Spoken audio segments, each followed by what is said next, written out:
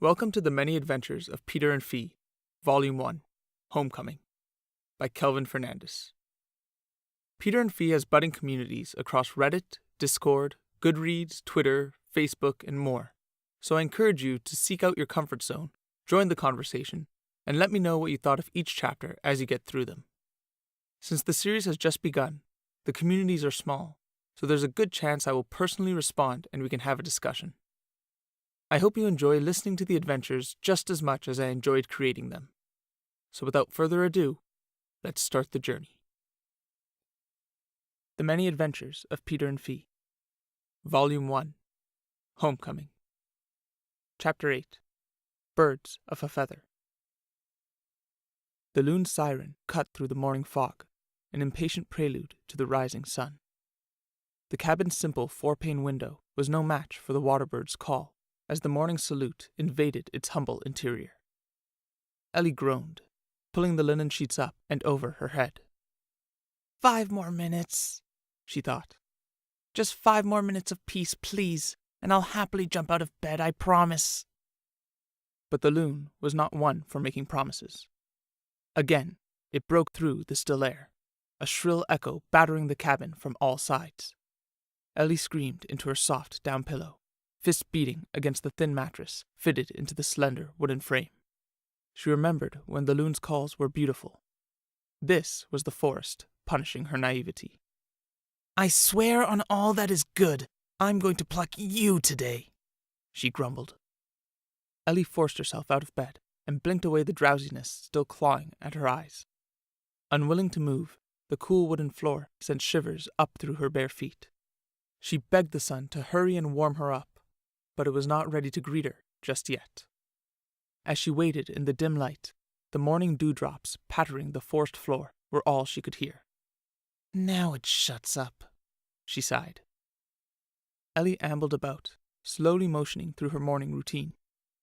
Bleary-eyed, she cleared the ashen coals from the stone fireplace before placing 2 yew logs in a square hut around a couple fistfuls of kindling.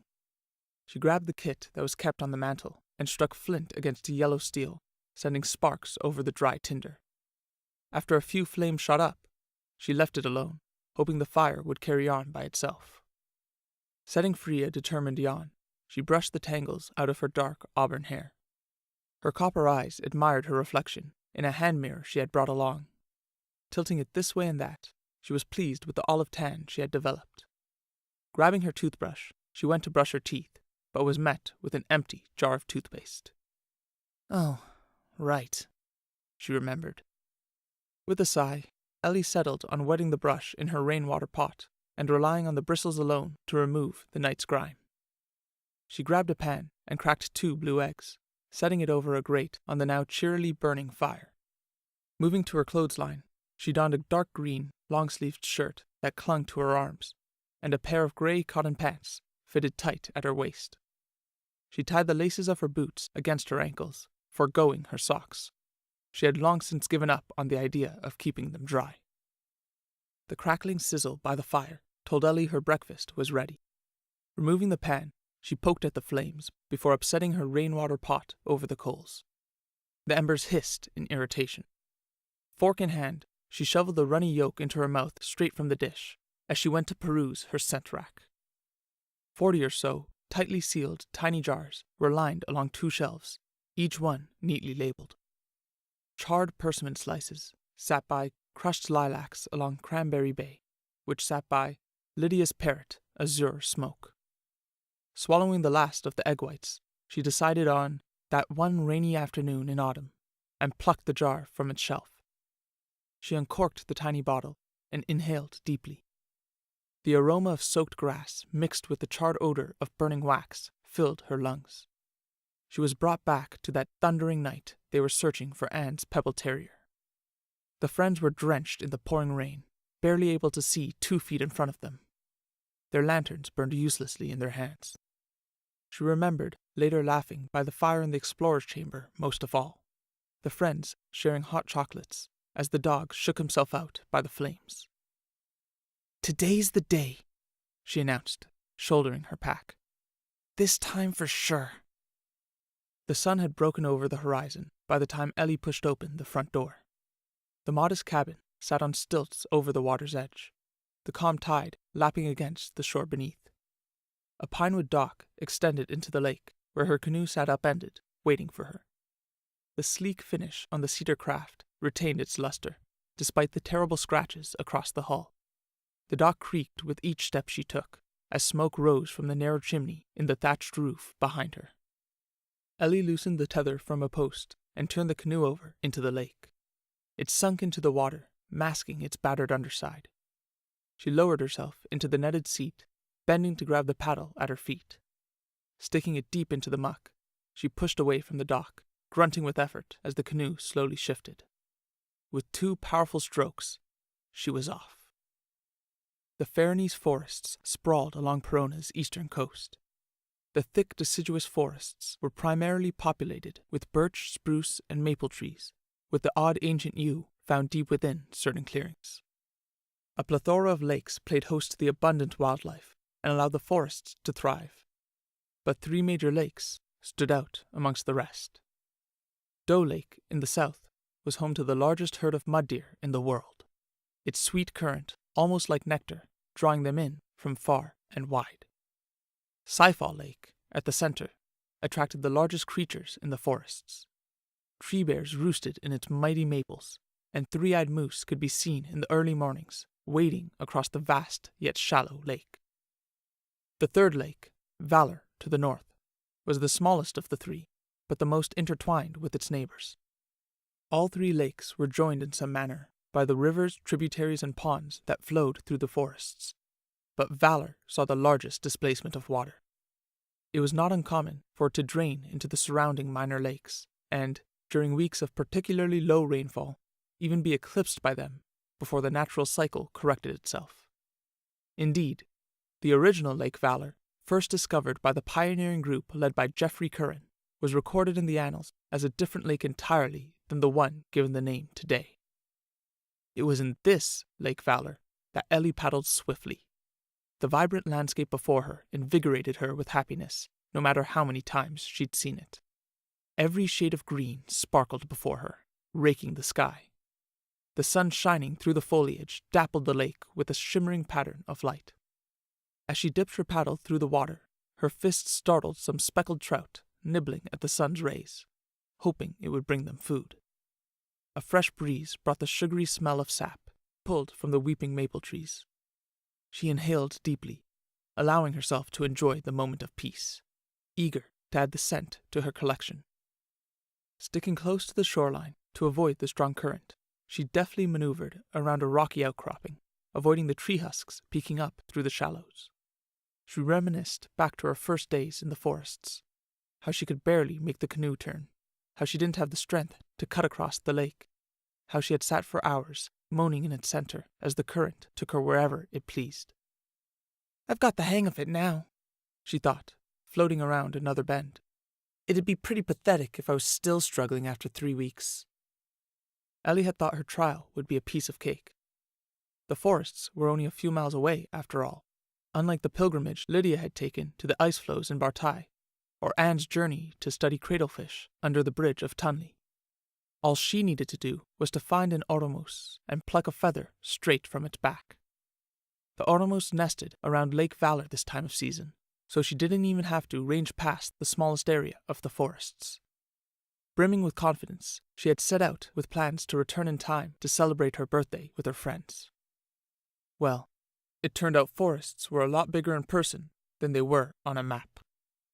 Learning to canoe for the first time, on top of the many unplanned rest stops, led to her forecast slipping further and further away. And despite countless clues left behind by her prey, the fabled bird still eluded her. Yesterday, she celebrated her birthday alone, 18 years old, but not a single candle to prove it. She had cried in frustration until she fell asleep. The canoe grounded into the soft mud as Ellie reached shore. A clearly displayed yellow sign was nailed to a tree, marking the site of the portage. A permanent beaver dam barricaded the river's mouth, so travelers were forced to pass around on foot and enter the river downstream. Her boots squelched into the muck, the cool water nipping at her ankles. With a quick breath, she heaved the canoe up and over her head, tottering briefly before securing the yoke between her shoulders. It wasn't like she had come unprepared. She had researched the forests extensively, noted the birds' frequent habitats, and even familiarized herself with Oromos anatomy. Her confidence was deserved. But Professor Faust had warned her. "The Oromos is swift and fleeting, Miss Locke. You do well not to underestimate your trial. Many have spent years in the forests without even a glimpse of its golden feathers." "None of them had my tracking skills, Professor," she had responded. "Or my stealth. And look how far that's got me," she thought, taking another labored step, the yoke digging into her shoulders. The certification trial was the last step to becoming a full-fledged mage. Until then, she was still just a lowly acolyte. A lowly acolyte with gnats swarming her face. She blew at them to no avail, the bothersome bugs zipping past her ears and resting on her hands. She took the last few feet of the portage at a run, pushing past her aching muscles. Reaching the river's edge, she plunked the canoe into the shallows and pushed it forward, jumping in after it. The humble vessel wobbled precariously, but luckily steadied as she crouched low in her seat. The gnats did not follow. She found herself in a lazy river with tall reeds shooting up to either side. The current flowed gently, but was strong enough that she was able to relax, only using her paddle to steer around the bends. Pulling the map from her pack, she followed her course through the reeds, the sun's rays bearing down on her, the chirping crickets keeping her company. Shielding her eyes, she scanned the tree line, searching for any sign of her prey. "If I were an Oromos, where would I make my nest?" she muttered. "Surely out of this blistering sun. Somewhere secluded. Somewhere with shade." She stabbed her paddle into the mud, wrenching the canoe to a halt. The wooden craft couldn't take the strain and upended its contents, Ellie and all. But she didn't care. Butt to the river floor, her eyes were locked in place. A single gray feather, fraying at its tip, was caught in the reeds 4 feet from where she lay. The Oromos's golden feather was considered a priceless find not only for its beauty or rarity, but for its method of acquisition. The Oromos excreted a vibrant fluid that traveled up the shafts of its feathers and gave its plumage its remarkable coloring. Early explorers were obsessed with chasing the magnificent creature, eager to capture its beauty. But of course, the swift Oromos evaded them at every turn. To their luck, the fluid hardened the shafts, causing the feathers to become rigid and stick out at odd angles. They were found snagged in branches, or else strewn about as the creature molted often. The explorers, disappointed at their initial failure, pinned their hopes on becoming rich off the feathers alone. But that dream too was dashed, as their once brilliant souvenirs turned to ashes in their hands.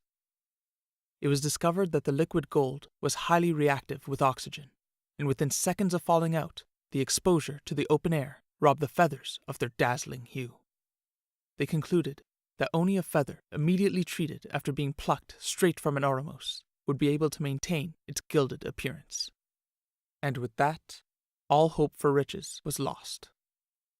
As Ellie examined the grey feather, her hands shivered with anticipation. The flecked markings along the edges were unmistakable. This was it. She pulled her canoe onto land, flattening the reeds, and removed a small bottle of blue gel from her pack, shoving it into her back pocket. Once plucked, she simply needed to insert the feather shaft into the gel, and her trial would be complete.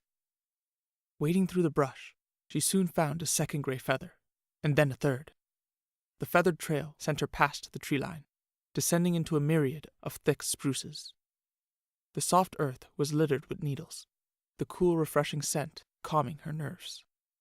"Okay, time to blend in," she whispered. Ellie crouched to the earth, taking deep, even breaths.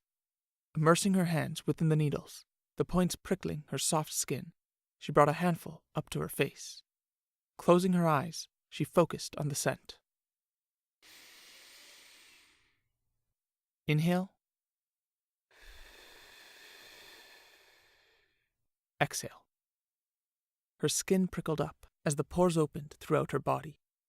The sharp scent of spruce needles, mixed with the aroma of earthy soil, wafted out. From her head to her toes, the fragrance washed over her, masking the smell of Ellie completely. She let the needles fall to the floor, careful to tread lightly over them. The plan was simple.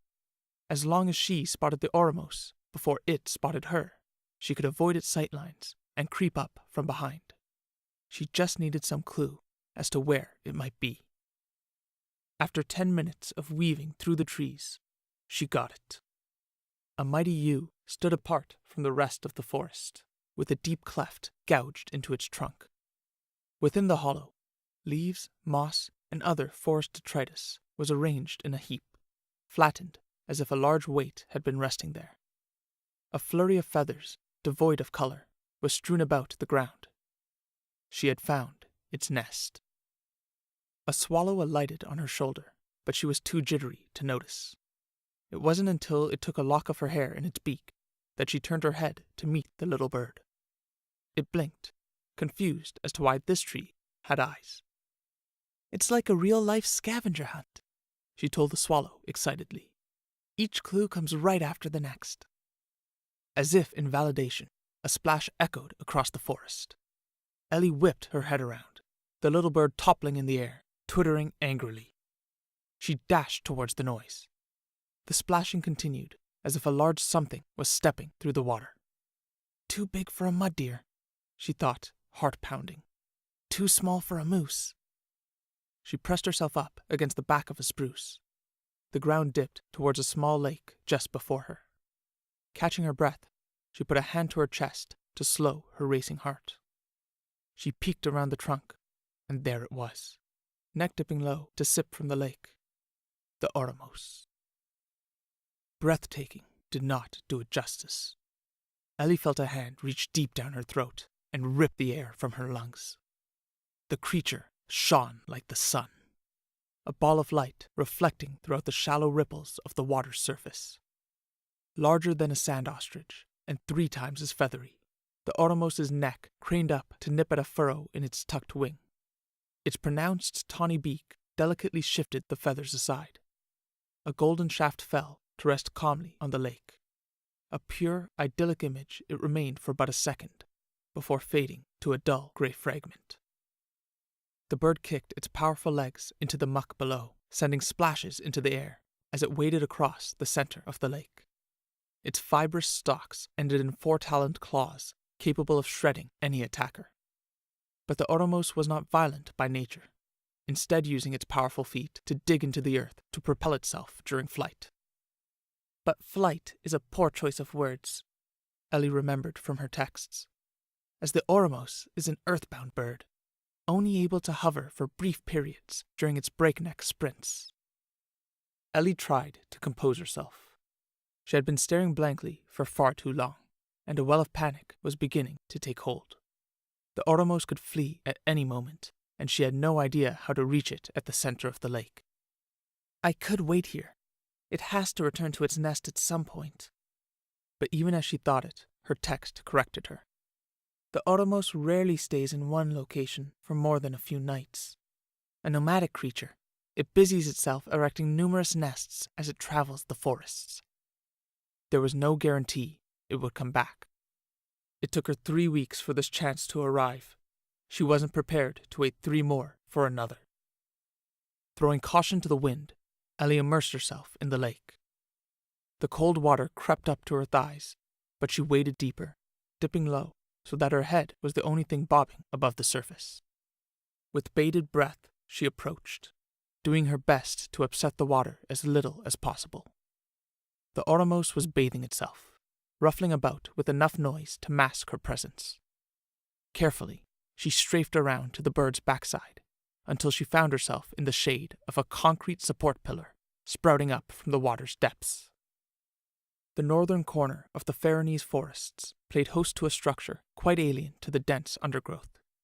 Monumental pillars were arranged 100 feet apart in a curved line spanning the 3 miles the structure invaded the forest. At their top, a rosewood lattice, imported from Meridel through Kirtan's harbor, crisscrossed above the treetops, joining the pillars and bracing against the mighty rails. Indeed, ever since it was established 40 years ago, Perona's railway darkened the sky over Lake Valor. The king at the time, Farron, had simply wanted to plow through the forests to construct his mechanical marvel. Despite being the forest's namesake, he cared very little for its preservation. "To hell with the filthy mud deer. Let the peasants feast and be happy," he was recorded saying on many an occasion. It was only under the incessant urging of Archsage Lyra, head of Laurenti Academy, that he even considered the concept of the skyrail. Rather than appeal for the environment's salvation, she had wooed him with the envy of the other monarchs as he flew through the air. He had quite liked that. Thus, Lyra instructed her top professors to get to work. Tirelessly, they rushed to meet the king's deadline. They attempted to conceive of an architectural apparatus that could not only hold the weight of a 100-ton train, but fully support it as it zoomed full of passengers above the forests. It was Frederick, the stone mage, who held the answer. Having constructed the mage tower himself, he saw no reason as to why he couldn't erect a few more towers and carry a load across them. Old he may have been, but his skills had done nothing but flourish under Lyra's teachings. The advent of cement and concrete was immediately put to the test. It took 3 full years, an unprecedented level of patience from the king, and cost Frederick his life, but the skyrail was successfully completed. And so the forests were saved, the wildlife was spared, and I had the misfortune of accepting this cursed trial, Ellie thought. Hidden in the shade, the Oromos had yet to notice her, as it preened its feathers meticulously. Even now, Ellie was mesmerized by the bird's beauty. Up close, each feather not only shone, but glittered in the sunlight. The dense plumage formed a layered canopy, a thick shield protecting its body hidden within. No weapon, be it sword, arrow, or poisoned dart, is known to be able to pierce the Oromos' feather armor, she recalled. 8 feet away, the bird's splashes arced over her head as she extracted the bottle from her pocket under water. She took a step. Her breaths came in imperceptible bursts. Her hand peeked up above the surface. She was so close. Ellie froze. The Oromos had tilted its head and was staring right at her. Its beady black eyes were unblinking. "Can it see me?" she thought, mind racing. "Should I lunge?" The sunlight touched the water right before her. If it had my scent, it'd be gone by now. But it seems confused. Ellie had no choice. She tentatively moved into the sunlight, inching forward with every ounce of subtlety she could muster.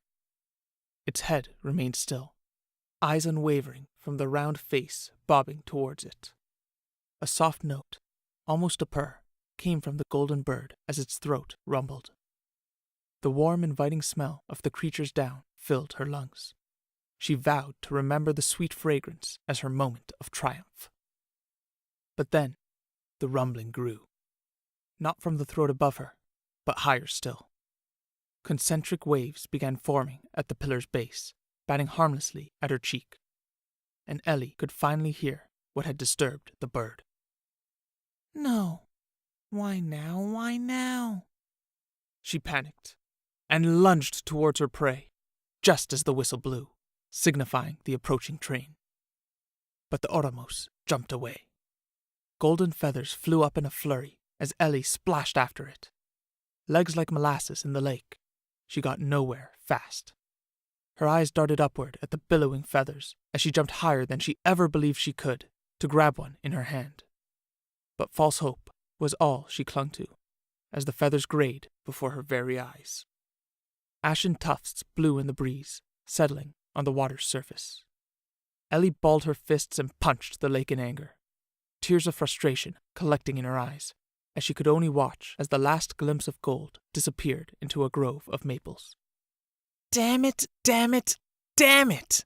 she howled, striking the water with each curse. Her voice echoed across the lake, surely sending the Oromos farther still. But she no longer cared. "It was right there. I was right there, she groaned. Why did I hesitate? I should have just grabbed the stupid bird. Why? Again, she took her anger out on the lake. Distraught, Ellie hadn't noticed the large bubble that had fallen from the heavens to float at the pillar's base. It was only when the displaced water rose up and smacked her in the back that she looked over. How did that get there? She paused to wonder. Immediately, her question was answered by a small shape hurtling down from the sky. For a second, she thought she saw a child squashing into the bubble, but that made no sense. Before she could focus, a second shape came falling down as well. It was more than the bubble could take. Tearing from its base with an ear-splitting pop, it sent its assailants tumbling into the lake below. Ellie raised her guard, but for what, she had no idea.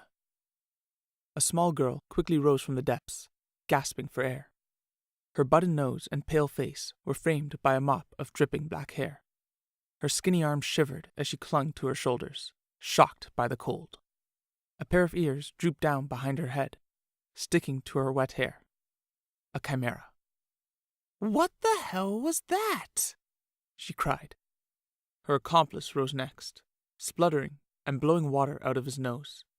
His cloak, though thin, was waterlogged, weighing him down. His hair was plastered to his forehead. Grabbing a handful of his sleeve, he attempted to wring it out. Ellie felt that he must have been older than she was, but not by too much. How did that happen? He wondered. How did that happen? The girl sloshed over and punched his arm. I even let you double-check this time. I mean, clearly I made a mistake, the guy conceded.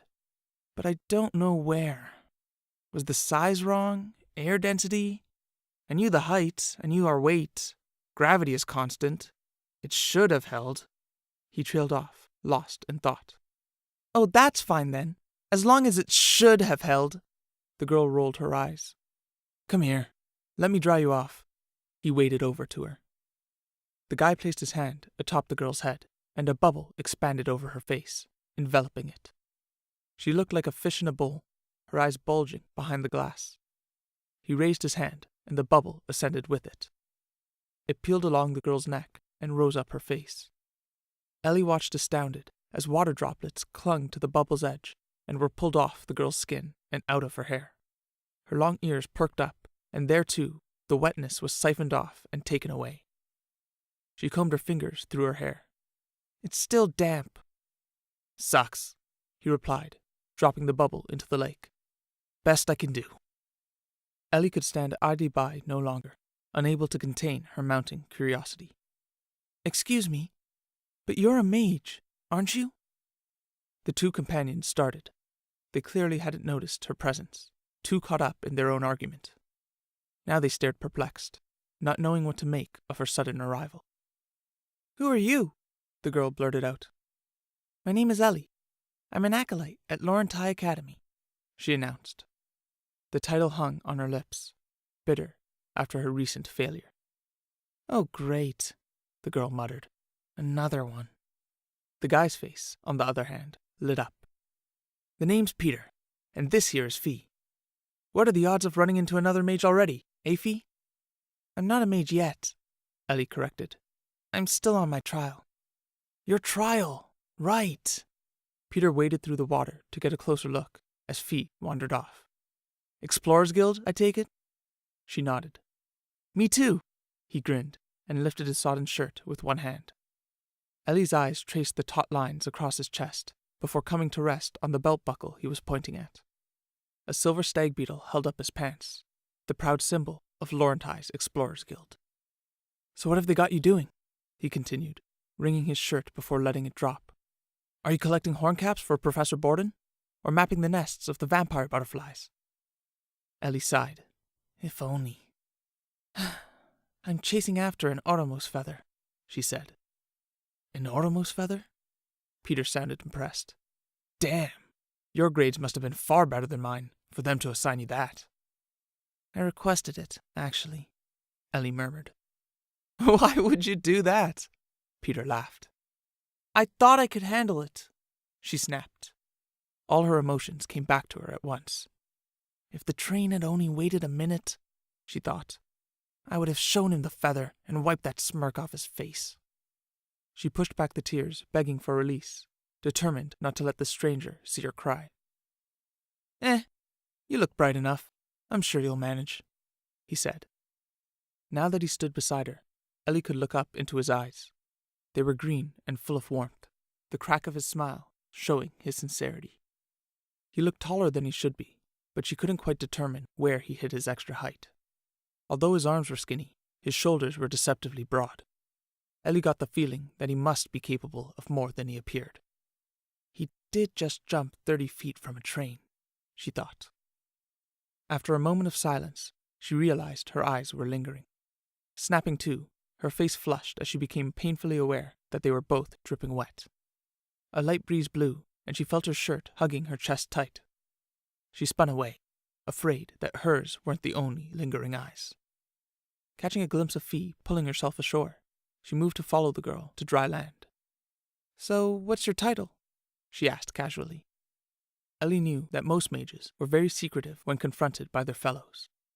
To reveal one's abilities was to give your rivals a window into the inner workings of your unique gifts, and as such, an opportunity to counter them. It was an old custom, but one that showed no signs of dying out. Luckily, thanks to the World Council's decree, all mages were forced to carry a huge hint everywhere they went. "The bubble mage," Peter answered as they splashed through the lake. He conjured a bubble to his palm and threw it towards her. Ellie braced herself for the impact, but it lazily bumped into her cheek and carried on out over the lake. The bubble mage, she thought. The name sounded familiar, but she couldn't pinpoint where she had heard it. "So you just make bubbles?" she asked, trying hard not to sound put off. "I just produce this fluid that can take in air," he said, showing off the liquid dripping from his palm and down his wrist. "The air makes the bubbles." "Oh, cool," Ellie smiled, a little too weakly. She was still caught up on where she had heard of him. Something Anne had said. Or was it Lydia? "It is cool," he defended himself. "It's not what the stream grants you, it's how you make use of it." "What about you? What's so special about your—" But Ellie cut him off. She had just realized who she was talking to. "You're the bubble mage!" she exclaimed. Peter returned a blank stare. "Yeah, that's what I—" She shook her head. "You're the one who's taking on the impossible quest." "Oh," he sighed as they pulled themselves ashore. "Yeah, that's me. Guess we have something in common, huh?" "Why would you accept that?" she asked, ignoring the jest, unable to contain her genuine curiosity. But he only smiled. "Actually, I requested it." Ellie blinked, but Peter didn't give her a chance to pester him further. "And what noble endeavor do you seek to solve once you've passed your trial?" "Something realistic," Ellie said. "I've given a lot of thought to what my quest will be. I decided I'm going to save the people of Perona." Peter laughed. "I wasn't aware Peronans needed saving." Ellie pursed her lips in defiance. "Well, they do. You've seen Parsal's horrid wall, the men out in the fields 12 hours a day, the Arcudian slaves. Things just aren't good enough." Fair enough. But what are you planning on doing about it?" "The Queen's ministry," Ellie answered. "I'll leverage my title as a mage to secure an apprenticeship, then work my way up to a position that actually matters. Maybe Minister of Immigration, or Agriculture." "Quite the bureaucratic life you've planned for yourself," Peter mused. "And yet here you are, trudging through the muck of the Faranese forests." "I have to earn my crest first," Ellie said. "Believe me, the sooner I can be rid of these damned forests, the better." Peter stopped to admire her. His eyes traveled from her tightly laced boots, dampening the dirt, to the drenched shirt clinging to her shoulders. Briefly passing over the knots in her tangled hair, they stopped to rest on the warm glow reflected in her copper eyes. Ellie felt her cheeks redden as he gave her a big smile. "I'm not convinced," he decided. "You seem much more at home here than you would at a cushy desk. You did choose the Explorers Guild, after all." "Can you stop chatting up the girl and come on already? We're late enough as it is." Fee was sitting on the bank, arms crossed, clicking her tongue. All right, Peter agreed. It was nice meeting you, Ellie, but we're on a tight schedule, and I've delayed Fee enough so far. Wait, you're leaving already? Ellie was taken aback. Where are you going? Peter hesitated, as if not sure if he should say, but Fee grinned broadly and stated, Backtrack Woods. Care to join us? The Backtrack Woods? Ellie asked incredulously, sure she must have misheard. Are you crazy? You'll die. Not to worry, Peter soothed her. I've got an expert guide with me. We'll be fine. But, Ellie stammered, but the two companions were already halfway up the bank.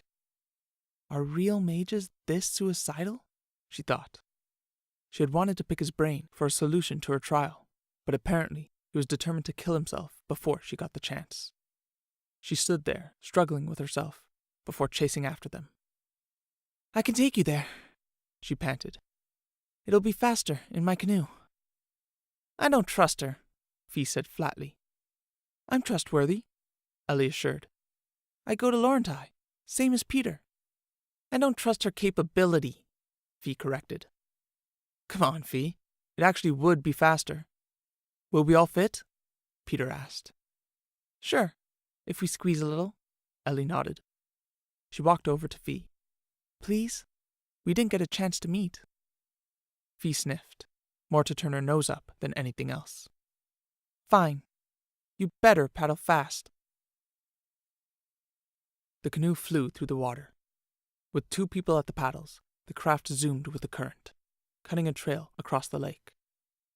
Peter sat at the bow, providing the power, with Ellie at the stern, matching his pace. Fee sat in the middle, propped up against Peter's back and examining their new escort. So you can make smells? Peter asked, intrigued. He faced forward as he paddled, but the wind blew his words back to her. Ellie held back a smile as she watched him toil. He clearly wasn't used to the extended effort, but she admired his persistence. Thankfully, she had held on to the second paddle. It was good for more than just the time she chucked hers across the lake in frustration. Yeah, pretty much, she replied. I can recreate any scent I've come across. You don't smell like anything, though, Fee interjected. It's weird. Well, I was masking myself to hunt the Oromos, Ellie explained. But if it even works on you, I'm pleased. My nose is nothing special, Fee shot back. And if that's all it is, your power's not either. I can do the same in 2 seconds by rolling in the mud. But it's not just masking smells. She can smell like anything she wants. Peter nudged Fee in the back, jolting her forward. A message to be polite. Do you take requests? Ellie beamed, eager for the opportunity to show off her gift. Of course. What did you have in mind? Have you been to Parsol? Peter asked. Every morning, the bakers down Orford Alley all light their ovens up at sunrise, and the smell of the different breads all jumble together as you walk down the street. Oh my gosh, yes! Ellie cried excitedly. My favorite's Crawford's strawberry pies. They're so crunchy. Give me a sec. Let me remember. Ellie picked her paddle out of the water and screwed up her eyes in concentration. She recalled the lamppost at the street's end and the cobblestone walkway. The cart delivering the flour and fruits was parked by an open storefront, light leaking out from the cheery oven within. A railing guarded against the sewer canal across the road as smoke billowed up from every shop's chimney. Opening her eyes, she brought her arm forth, and the scent in her mind escaped from every pore along it. Blowing softly, she let it waft over her guests. She watched timidly as they inhaled deeply. Peter and Fee were met with the overpowering aroma of honeyed sweet buns, newly baked, being pulled from the oven. The smell of pies, stuffed to the brim with caramelized apples, ripened pears, and powdered strawberries, took turns cascading over one another for supremacy. Crawford's signature hazelnut muffins stood out from the rest, as he usually brought them outside to lure in potential customers. She had even included the harsh undertone of coals charring in their stoves for a hint of authenticity. Wow, Peter whispered, eyes closed as the canoe veered sporadically. I can see it clearly. It's perfect. How does it work? Did the professors help you find out? Ellie nodded. Professor Faust, mostly. My cells contain unique organelles they named otoplasts. My mind imprints the compositions, the makeup, the patterns of every smell I've encountered. The otoplasts in my neurons then construct the aromatic molecules. The molecules are distributed throughout my bloodstream to act as a blueprint for the cells throughout my body. They mass-produce those molecules, and then they're released through my pores. Fascinating. To think the Hallostream even wrote in a completely new organelle. Peter marveled. Fee hadn't bothered paying attention. She was still consumed with the smell of baked goods. She had to admit, the scent was appealing, as she began to salivate despite herself. Unfortunately, it didn't trigger any nostalgia, and merely resulted in making her hungry. What's the point of smelling food that doesn't exist? She grumbled. It doesn't have to be food, Ellie told her. It can be anything you want. Maybe a particular flower? Or a favorite animal? The sense of smell is an excellent tool for unlocking long-forgotten memories. Isn't there anything you haven't experienced in a long time? Something that you'd like to be taken back to? Fair as velvet. The words escaped Fee before she realized she had uttered them aloud. Unable to reel them back, she looked down at her toes, avoiding the curious hunch of her backrest. The Milanese fabric? Ellie pondered. The interwoven cloth, both rough and smooth at once. You know it? Fee picked her head up. Ellie shook hers. I'm afraid not. I've only come across it in textbooks at Laurenti. Oh, Fee sighed. Ellie frowned. She had finally captured the girl's excitement and managed to extinguish it almost immediately. Let me try, she offered, closing her eyes. Ellie remembered the smell of iron shavings on her fingertips after chemistry class.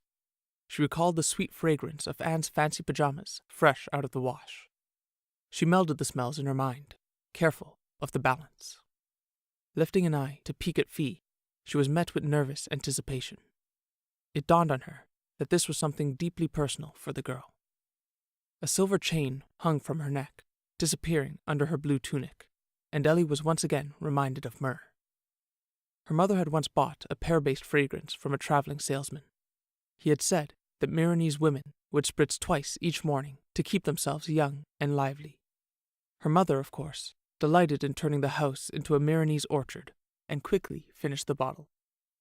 Acting on a hunch, she added the memory to the undercurrent of her new aroma.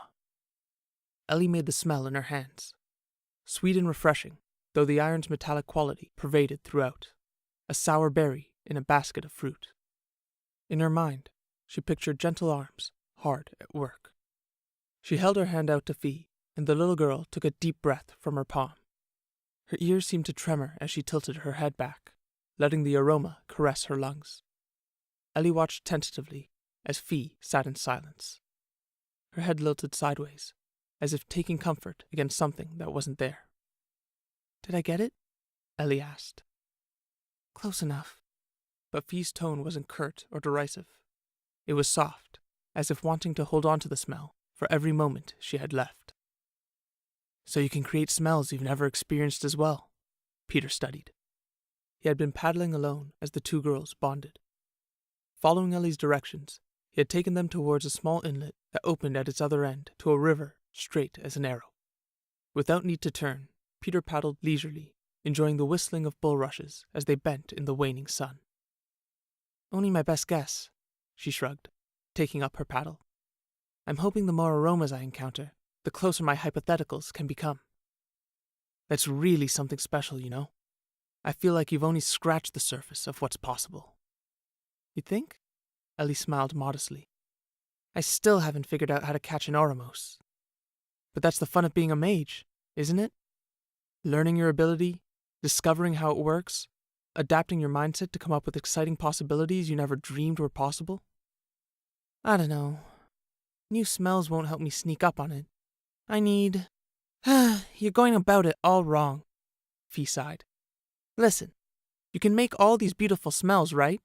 Why bother trying to hide? Just stand in the open with your arms spread wide and make it come to you. Fee spoke matter-of-factly, as if Ellie was missing the most obvious thing in the world.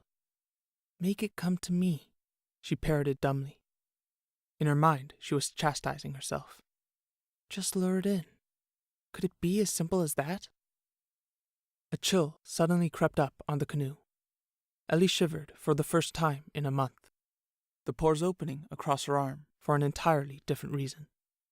Ahead, a sea of mighty oaks draped in mossy veils hid the forest beyond. The fuzzy curtains reached down to the gnarled roots breaking through the hard earth. They had reached the backtrack woods. Peter stuck his paddle into the river's floor, crackling against the stones, to halt the canoe. The water had become black all around them, not from ink or other contaminant, but as a projection of the midnight pebbles that littered the river's depths. The whirling whispers through the trees gave their last warning as the temperature dropped by the second. Well, this is our stop, Peter declared, as Fee stretched her arms high in the air. You're really going then? Ellie asked. You do know why it's called Backtrack Woods, right? Yep, Peter smiled. Don't be so concerned. Like I said, I've got an expert guide. Right, Fee? He dipped his hand into the river, and a bubble grew up to the surface. Carefully, he rolled out of the canoe and onto it. Crouching low, it sagged under his weight, but this time it held. I'll keep him safe, Fee agreed, standing up. She held her balance well, the canoe barely shifting, and leapt out and onto the bubble to join Peter. He'll only die if he does something stupid, so at worst it's a 50-50. Ellie wasn't convinced. Just be careful. She wanted to say more, but simply ended with, and thank you. For what? Peter asked. You gave us the ride. For getting me thinking, she replied. I've got a lot of experiments ahead of me. The next time we meet, I'll have that feather for sure. Peter smiled. I believe you. You've only scratched the surface of what you're capable of. Resting his hand on the bubble, Peter urged it forward. It spluttered, then motored towards the woods, leaving a trail of tiny bubbles in its wake. Fee waved farewell as they disappeared into the veil of moss. Ellie marveled at the display. His bubble takes in air from above and releases it below the surface to propel them forward. I didn't give him enough credit. That's actually really smart. She returned the wave, chuckling to herself, until they disappeared. Last night, she had cried herself to sleep, but tonight, that was not an option. Filled with determination, she was ready to start her new plan. Thanks for listening. A new chapter will be made available for free each week until the 10-chapter volume is finished. Or, if you're excited to read more, you can purchase the complete audiobook over at Audible right now, or the full ebook from Amazon, Kobo, and more. You could also support me via a direct donation at paypal.me/peterandfee, or most importantly, by subscribing to my Patreon over at patreon.com/peterandfee. My patrons will receive both the full ebook and audiobook on day one of their release, as well as exclusive behind-the-scenes insight episodes I create for each chapter. Furthermore, they will get first access to all my content and many other perks exclusive to them. I produce Peter and Fee entirely independently, so I would really appreciate your support in whichever way you prefer. If not, no worries. Please continue to enjoy the adventures, and hopefully, I'll be able to keep creating them for you. Next time, Chapter 9, Fear and Fierce. Available Thursday, February 21st, 2019.